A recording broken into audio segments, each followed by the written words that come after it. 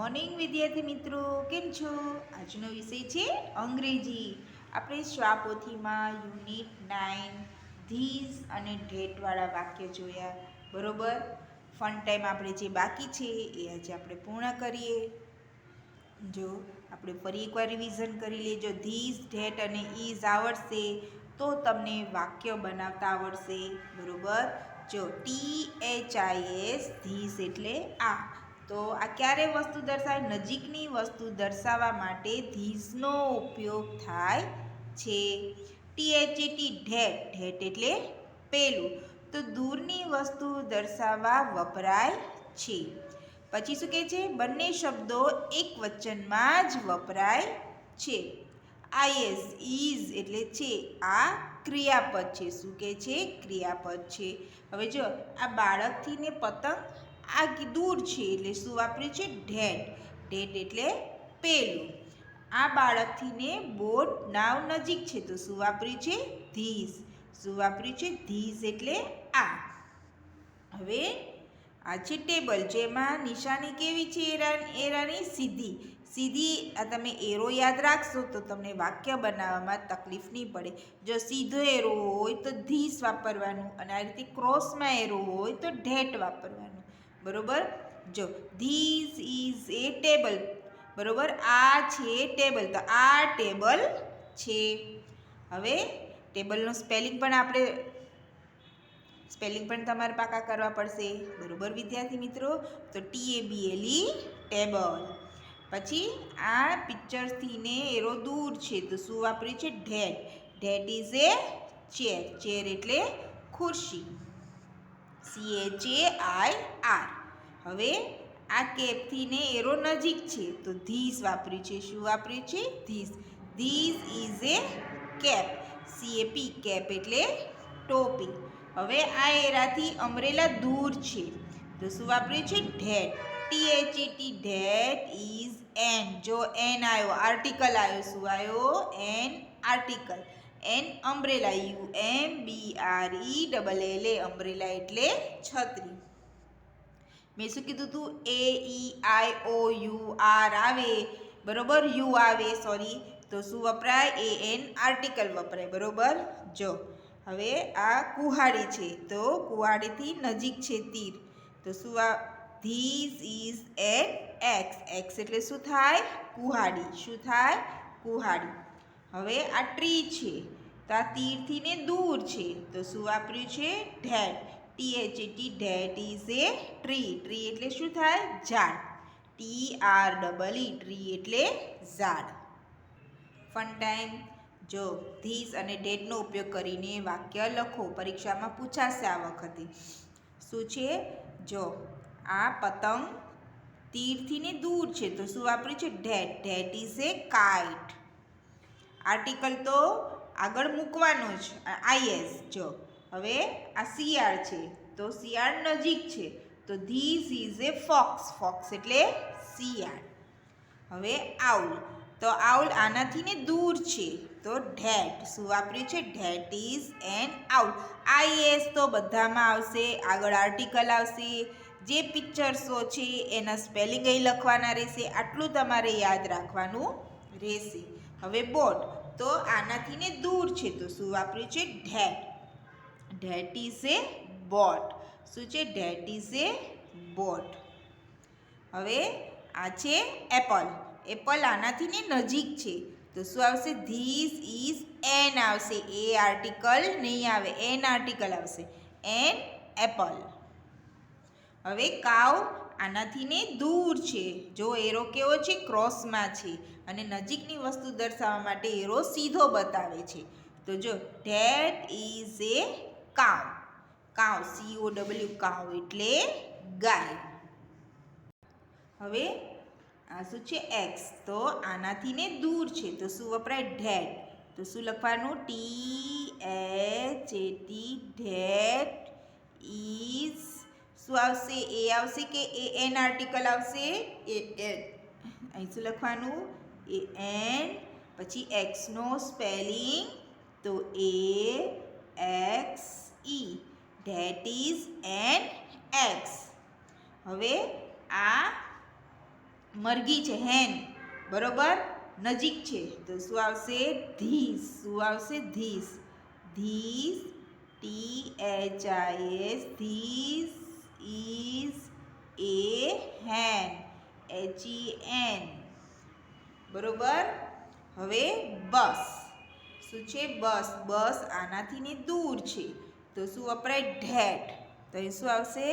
THAT, that is, article આવશે એ બસ. બસનો spelling આવશે BUS. BUS. હવે એગ છે તો આનાથી ને નજીક છે તો શું આવશે? ધીસ. તો THIS, ધીસ ઇઝ એ કે એન? An egg. એગનો સ્પેલિંગ EGG. એગ એટલે ઈંડું. હવે કેટ. તો આનાથી ને દૂર છે તો શું આવશે? That. THAT, that is a cat. કેટનો સ્પેલિંગ CAT. કેટ એટલે બિલાડી.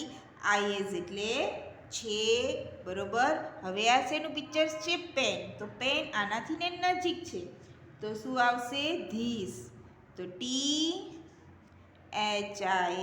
ધીસ ઇઝ, આર્ટિકલ આવશે એ. પેનનું સ્પેલિંગ આવશે PEN, બરોબર. હવે આ શું છે? એન્ટ. એન્ટ એટલે કીડી. તો ક્રોસમાં છે એનાથી ને દૂર છે તો શું આવશે? That. THAT, that is, article કયો આવશે? AN. એન્ટનો સ્પેલિંગ ANT, એન્ટ. હવે આ બોલ પણ આનાથી ને દૂર છે તો શું આવશે? ધેટ. THAT, ધેટ ઇઝ એ બોલ. તો BALL, બોલ. હવે ટેપ એટલે નળ. તો તીરની નિશાની છે એનાથી ને નજીક છે તો શું આવશે? This. THIS, this is a tape. તો TAP. TAP. હવે આનાથી ને દૂર છે પિક્ચર્સ તો શું આવશે? That. THAT, that is A hat. HAT. એટલે ટોપો. હવે આમાં શું કે છે? ચિત્રમાં રંગ પૂરો અને કવિતા ગાઓ. આ ચિત્ર છે એમાં તમારે રંગ પૂરવાના રહેશે. શું પૂરવાના રહેશે? રંગ. સ્કેચ પેન કલર નહીં, પેન્સિલ અથવા મીણિયા કલરનો ઉપયોગ કરવાનો રહેશે. શું કે છે? I am a little teapot. Teapot એટલે ચાની જે દુકાન હોય ને, પોસ્ટ કે એને ટી. પછી શું કે છે? Short and stout. This is my handle. પછી શું કે છે? And this is my spout. When the water's boiling. પછી શું કે છે? Hear me shout. Just lift me up and pour me out. બરોબર વિદ્યાર્થી મિત્રો, આમાં તમારે સરસ મજાના કલર પૂરવાના રહેશે. હવે આપણે જોડે જોડે લઈ લઈએ 1 થી 20 સુધીના સ્પેલિંગ ઉચ્ચાર અર્થ. અહીંયા આવશે 1 to 10. અહીંયા આવશે 1 ONE, 1 એટલે 1. પછી આવશે 2 તો TWO, 2. 2 એટલે 2. પછી આવશે 3 તો THREE, 3. 3 એટલે 3. 3 પછી શું આવશે? 4. FOUR, 4. 4 એટલે 4. 4 એટલે શું થાય? 4. હવે આવશે 5 તો FIVE 5 એટલે આવશે 5 6 SIX 6 6 એટલે 6 6 એટલે કેટલા થાય 6 હવે આવશે 7 SEVEN 7 એટલે 7 હવે આવશે 8 EIGHT 8 એટલે 8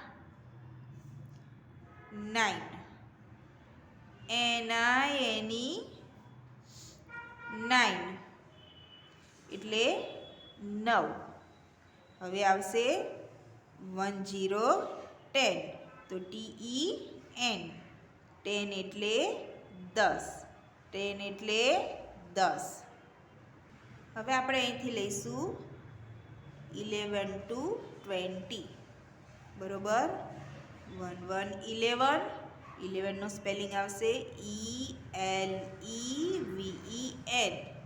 ELEVEN 11 એટલે કેટલા થાય 11 અહીં શું લખવાનું 11 હવે 1 to 12 તો 12 નો સ્પેલિંગ આવશે TWELVE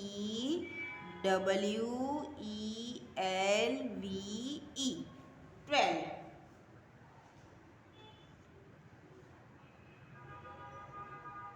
12 એટલે કેટલા 12 કેટલા આવશે 12 હવે આવશે 1 3 13 તો 13 નો સ્પેલિંગ આવશે THIRTEN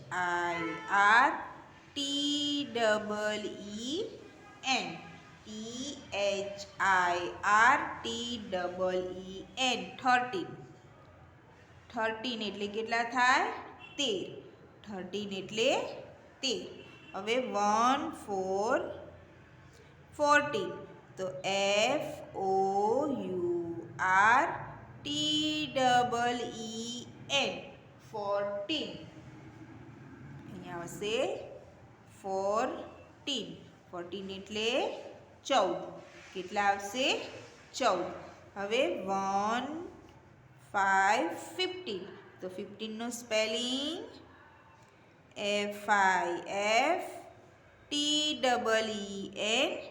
FIFTEEN 15 15 એટલે 15 હવે 1 6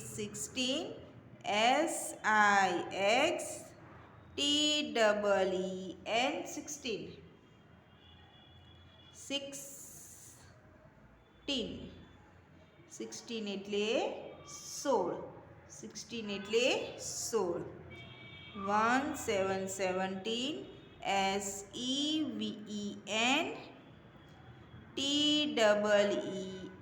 SEVEN TEEN 17 એટલે 17 હવે 1 8 18 EIGHTEEN શું આવશે 18 18 એટલે 18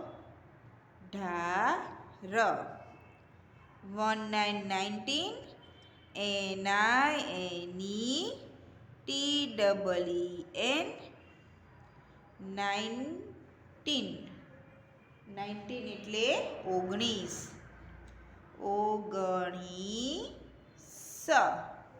પછી 20 તો TWENTY